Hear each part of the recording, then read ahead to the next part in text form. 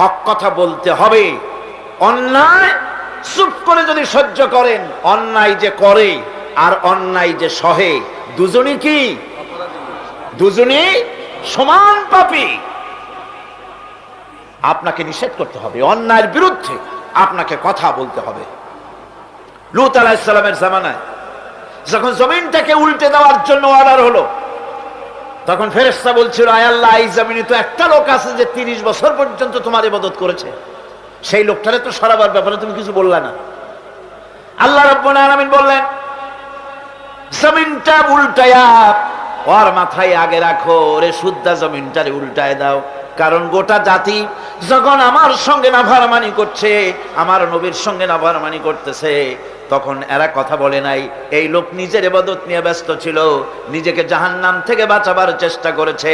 গোটা জাতি জাহান্নামে যায়, সেজন্য ভুরুক্ষেপ করে নাই। হক কথা বলতেই হবে।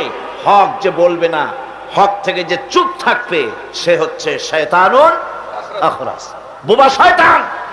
রাসূলুল্লাহ হাদিসে বলেছেন, হক থেকে যে চুপ থাকে সেটা কি শয়তান? বোবা শয়তান। এখন আপনাকে